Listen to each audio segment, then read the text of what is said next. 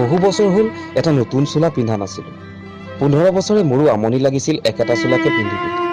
বহু বিহু পূজা পাৰ কৰিলোঁ হুঁৱলি যোৱা একেটা চোলাকে পিন্ধি। ডাঙৰ বোপাই পিন্ধাই দিছিল অতি মৰমেৰে। অৰ্ধ উলংগ কৰি থৈ যোৱা মোৰ বৃদ্ধ দেহাটোক কোনো ৰকমে ঢাকি ৰাখিছিল। মোৰ সৰু বোপা ডাঙৰ হ'ল। এইবাৰ বিহুত মোলৈ বুলি আনিছে এটা পৰিৱৰ্তন নামৰ ব্ৰেণ্ডেড চোলা। তথাপি মোৰ মনৰ পেৰাত সযতনাই থৈছোঁ পুৰণি চোলাটো। ডাঙৰ বোপা বোলে বুঢ়া হৈছে। সি দিয়া চোলাটোৱে বোলে মোক ভাল নেদেখা হৈছে। হ'ব পাৰে, সময়টো বহু সলনি হ'ল। ক'ৰবাত অলপ চিলাই এৰুৱা ময়ো নেদেখা নহয়। মোৰ ৰাভা, বড়ো, মিচিং, কাৰ্বি ল'ৰা ছোৱালী কেইটাইও বিচাৰিছিল মোৰ এই নতুন চোলা। তহঁতৰ সুখত মই সদায় সুখী, কিন্তু সেই বুলি ডাঙৰ বোপাৰ প্ৰতি মোৰ অন্তৰত ক্ষোভ আছে বুলি ভুল নুবুজিবি। তেতিয়াতো তই পানী কেঁচুৱা। তোৰ জানো মনত আছে দেউতা ঢুকোৱাৰ পিছত আৰু নিচেই আপোন কেইজনমানে কৰা ডকাইতিৰ ঘটনাত সকলো হেৰুৱাইছিল। বগা সাজযোৰ কিনিবলৈও সামৰ্থ্য নাছিল। তোৰ জানো মনত আছে মই আৰু মোৰ শ শ ল'ৰা ছোৱালীয়ে এসাঁজ খাই এসাঁজ লঘোণে থকা কথা? জীৱন যুঁজত হাৰ মানি কত সন্তানৰ মৃত্যুৰ ঘটনা তোৰ বাৰু মনত পৰেনে? এনে এক বিপদৰ সময়তে ঘৰখন চম্ভালিছিল ডাঙৰ বোপাই। বগা সাজযোৰৰ পৰা লৈ তহঁতৰ সকলোৰে সমস্যা লাহে লাহে সমাধান কৰিবলৈ। তোৰ মনত আছেনে মোৰেই এটা সন্তানে আন এটা সন্তানক শিৰচ্ছেদ কৰাৰ কথা? মই দেখিছোঁ। ডাঙৰ বোপাই মোৰ কাৰণে একো নকৰিলে বুলি দোষাৰোপ নকৰিবি। অন্ন, বস্ত্ৰ আৰু বাসস্থানৰ সমস্যা জৰ্জৰিত পৰিয়ালত পোলাও বিৰিয়ানী, RCC ঘৰ অথবা ব্ৰেণ্ডেড কাপোৰ কিয় দিব নোৱাৰিলে বুলি দোষাৰোপ নকৰিবি।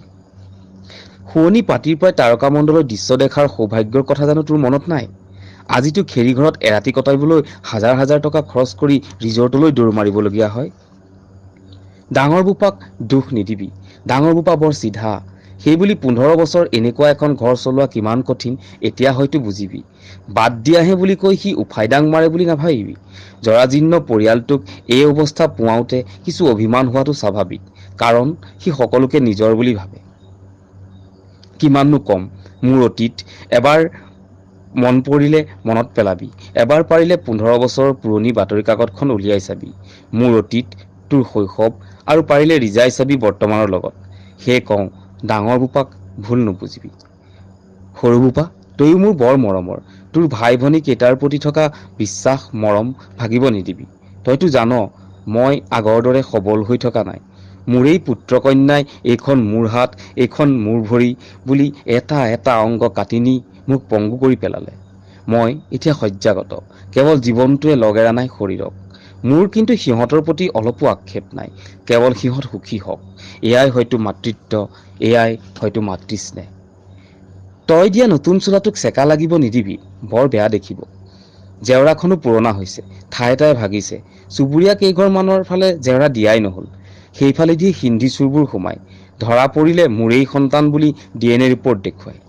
এই DNA ৰিপৰ্ট দিয়া মোৰেই নিজা সন্তানবোৰক পাৰিলে বুজাবি।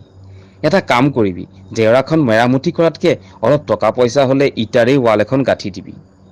কিন্তু মনত ৰাখিবি, হিন্দী চুৰ বুলি যাতে আপোন ভাই ভনীয়ে যাতে কষ্ট নাপায় তাকো নজৰ দিবি। অৱস্থা ভাল হোৱা দেখি বহু বেপাৰী আহিব। সিহঁতৰ বেপাৰ কৰিব দিবি, কিন্তু আমাৰ বাকী থকা সম্পদৰ প্ৰতি থকা লোলুপ দৃষ্টিৰ প্ৰতিও নজৰ ৰাখিবি। মোৰ শেষ সম্পদ কেইটা ৰক্ষা কৰিবি। শুনা পাইছো এইবাৰ বোলে সিহঁতৰ মোৰ তেজ কেইটোপালত চকু। বোপাই, মোৰ অন্তিম টোপাল তেজো তহঁতৰ বাবেই ৰাখিছো। প্ৰলোভন দিলেই মোৰ ৰক্ত বেছি নেপেলাবি। মই নিজ হাতে চিলাই থোৱা সেউজীয়া দলিচাখনলৈ মন দিছনে? সেইখন তহঁতৰ বাবেই চিলোৱা, কিন্তু আজিও জানো সম্পূৰ্ণকে তাত এবাগৰ মাৰিব পাৰিছ? সেই দলিচাত শুই শুই কৰা উপাৰ্জন কলৈ গৈছে ভালকৈ মন কৰিছনে? এবাৰ পাৰিলে কৰিবি। তাৰ উপাৰ্জনৰ অধিকাৰ চুবুৰীয়াৰ নে তহঁতৰ এবাৰ ভাবি চাবি। মোৰ খঙাল ল'ৰাটোৱে ঘৰ এৰি যোৱা বহু বছৰেই হ'ল। তাকো পাৰিলে এইবাৰ বিহুত ঘৰলৈ মাতিবি। মোৰ বুকুৰ ৰুম আনৰ লগত ভাগ কৰিব নোৱাৰাৰ বাবেইতো সি আঁতৰি গৈছিল। আশীৰ্বাদ ময়ে দিছিলো তাক ভুল নুবুজিবি। তাৰ বাবেইতো কত মহাজনে সিহঁতৰ লোলুপ দৃষ্টি দিব নোৱাৰিছিল মোৰ ওপৰত।